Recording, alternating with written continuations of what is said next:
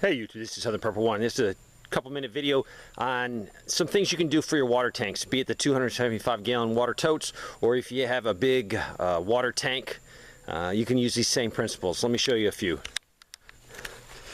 All right, this tank has been painted, and so after you paint it, you're going to have a lot of caps. Some of the caps fit better. It depends on the brand, Walmart, Lowe's, Home Depot. But as you can tell, this is just a paint cap that you put over the end. As you can see, that's perfectly clean. If it wasn't, I'll show you the one next to it that I forgot to have a cap on it, and how much junk is inside it from just weed eating and mowing the grass. So the cap definitely protects it. This is a quick connect, and these are nice. These threads are oddball, and you need an adapter. And most of the stores don't carry that adapter. You got to order off the internet. So I don't use that. This is a setup I have. It just has a quick connect, a gator clamp on it, and then some fittings, and then a normal spigot. I also put a paint cap on this end because this sits on top of it, so if I need it in an emergency, I don't have to go look for it.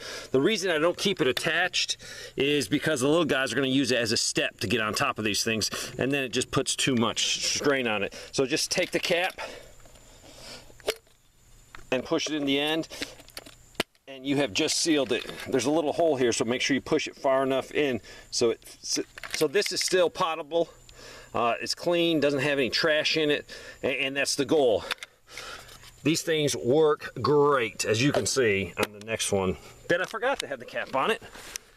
Luckily, I just have to clean it.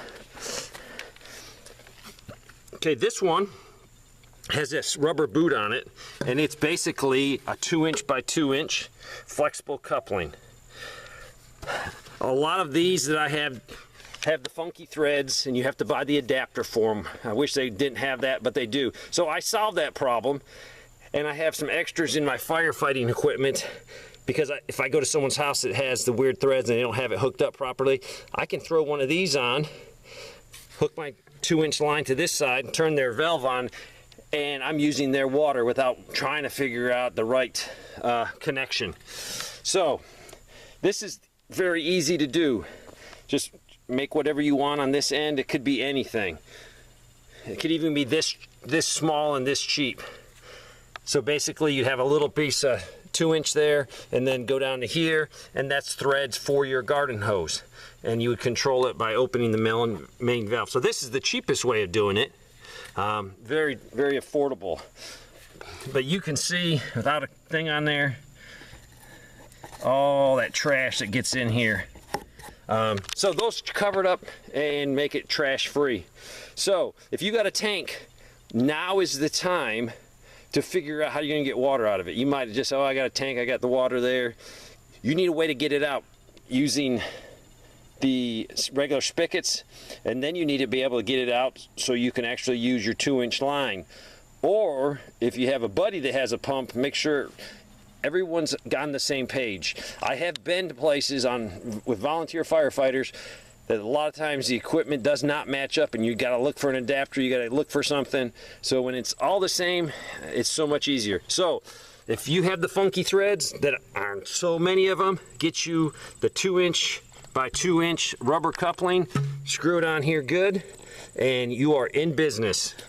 That way you can just screw whatever you want on here and build whatever you want. Hopefully this helps. Today is the day to figure out how you're going to get water out of your tank. Because I know guys that have tanks with water in them, and they haven't even started putting all this stuff together. And if you need it in a fire, you need it now. You don't need to waste one split second trying to figure out where all that stuff is and hook it up. Thanks for watching.